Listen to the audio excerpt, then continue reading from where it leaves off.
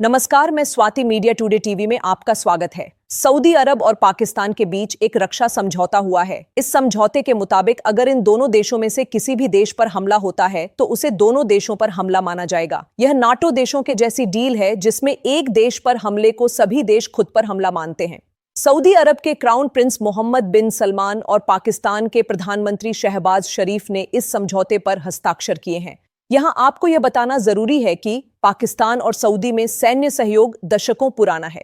1979 में जब मक्का में एक आतंकी गुट ने मस्जिद अल हरम पर कब्जा कर लिया था, तब भी पाक आर्मी ने सऊदी सेना के साथ मिलकर हरम को बचाया था।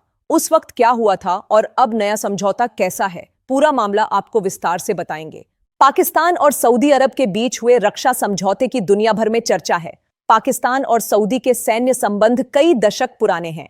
इनमें एक अहम पड़ाव 1979 में देखने को मिला था।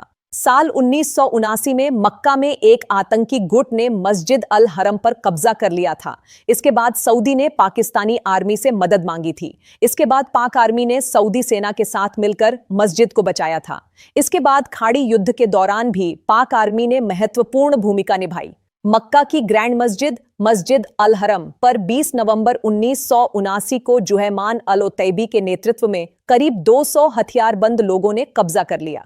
उस वक्त करीब 50,000 लोग मस्जिद में मौजूद थे। जुहैमन और उसके अनुयायी ताबूतों में हथियार छुपाकर लाए थे।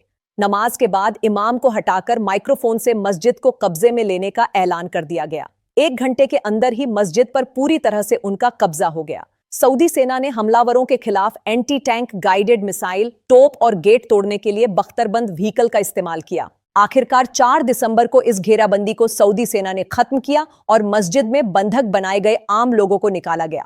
इस पूरे ऑपरेशन में सऊदी की आर्मी को पाक सेना के विशेष तौर पर मदद मिली थी। पाकिस्तान से सऊदी की मदद के लिए कमांडो भेजे गए थे। आपको बता दें, पाकिस्तान की आर्मी लंबे समय से सऊदी सैनिकों को प्रशिक्षण दे रही है। सऊदी अरब और पाकिस्तान के बीच जब यह समझौता हुआ तो पाकिस्तान के सेना प्रमुख फील्ड मार्शल असीम मुनीर भी साथ में मौजूद रहे। मुनीर को ही पाकिस्तान का सबसे शक्तिशाली व्यक्ति माना जाता है। शरीफ के फैसलों के पीछे भी अक्सर मुनीर ही होते हैं। सऊदी और पाकिस्तान के साझा बयान में कहा गया है कि यह समझौता दोनों देशों की अपनी सुरक्षा और विश्व शांति की साझी प्रतिबद्धता को दर्शाता है। ये दोनों देशों के बीच रक्षा सहयोग के पहलुओं को विकसित करने और किसी आक्रमण के विरुद्ध संयुक्त प्रतिरोध को मजबूत करने के लिए है। समझौते में कहा गया है कि किसी भी देश के विरुद्ध किसी भी आक्रमण को दोनों के विरुद्ध आक्रमण माना जाएगा। सऊदी क्राउन प्रिंस मोहम्मद बिन सलमान और शहबाज शरीफ के बीच समझौते के बाद पाकिस्तान के डिप्टी पीएम और विदेश मंत्री मोहम्मद इशाक डार ने प्रतिक्रिया दी है। उन्होंने सोशल मीडिया प्लेटफॉर्म एक्स पर लिखा, दोनों देशों के बीच करीब 8 दशक पुराने रिश्ते हैं। ये रिश्ता भाईचारे, इस्लामी एकजुटता और रणनीतिक सहयोग पर टिका है। हालिया समझौते का मकसद रक्षा सहयोग को बढ़ाना और क्षेत्र में शांति और सुरक्षा सुनिश्चित करना है। सऊदी अरब और पाकिस्तान के बीच हुए समझौते का नाम स्ट्रैटेजिक म्यूचुअल डिफेंस एग्रीमेंट रखा गया है। सऊदी अरब के रक्षा मंत्री खालिद बिन सलमान ने पाकिस्तान के साथ समझौते पर खुशी जाहिर की है।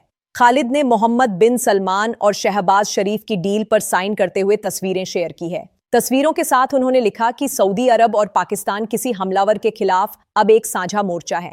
ये फ्रंट हमेशा और हमेशा के लिए रहेगा। हालांकि खालिद ने इससे सऊदी के भारत या दूसरे देशों से संबंधों पर असर पर कोई बात नहीं कही है। सऊदी अरब के एक वरिष्ठ अधिकारी ने पाकिस्तान के साथ संबंधों के संतुलन को स्वीकारा है। उन्होंने दिल्ली से संबंधों पर असर को नकारते हुए कहा, भारत के साथ हमारे संबंध पहले से ज्यादा मजबूत हैं। हम इस संबंध को आगे बढ़ाते रहेंगे और क्षेत्रीय शांति में हर संभव योगदान देने का प्रयास करेंगे। पाकिस्तान समझौते के तहत क्या सऊदी अरब को परमाणु सुरक्षा प्रदान करने के लिए बाध्य होगा? इस पर उन्होंने कहा कि इस समझौते में सभी सैन्य साधन शामिल हैं।